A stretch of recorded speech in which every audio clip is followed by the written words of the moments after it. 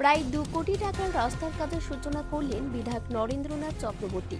পশ্চিম বর্ধমান জেলা পরিষদের আর্থিক সহায়তায় পাণ্ডবেশ্বর ব্লকের মহাল মোড় থেকে মসজিদ মোড় পর্যন্ত হবে এই রাস্তা। একই সাথে নবগ্রাম গ্রামের মাদ্রাসা থেকে জোরবাদ পর্যন্ত আরও একটি রাস্তার কাজ শুরু হলো প্রায় 89 লক্ষ টাকা খরচ করে। বাংলার মাননীয় মুখ্যমন্ত্রীকে ধন্যবাদ জানাবো।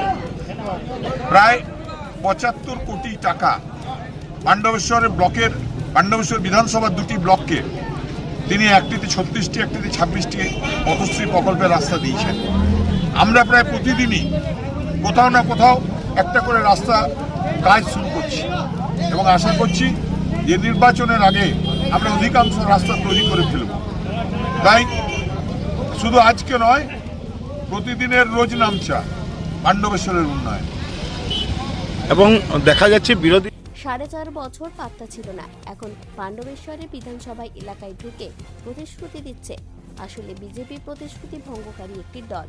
কটাক্ষ পাণ্ডবেশ্বরের তৃণমূল বিধায়ক নরেন্দ্রনাথ চক্রবর্তী। এদের তো জুমলা সরকার বলেই বিজেপি সরকার। এরা ভোটের আগে একটা কথা বলে, ভোটের পর সেটা বলে যায়।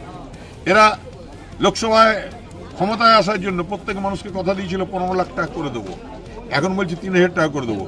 তো আগে 15 লাখ মেটাও না, তারপর 3000-এর গল্প। দেখছি কত ধাপ্পাবাজি। এসে বড় বড় কথা বলবে, তাদেরকে শুধু বলি, বাপু 4.5 বছর কোথায় ছিলে?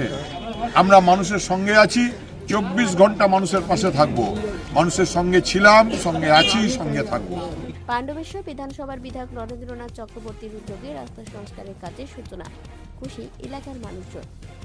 রাস্তাঘাট সবই ঠিক করছে দিদি। দিদিকে আমাদের চাই। দিদি আমাদেরকে 15,000 দেয়, 10,000 দেয়, আমাদের কাকু চাই না, আমরা দিদিকেই চাই।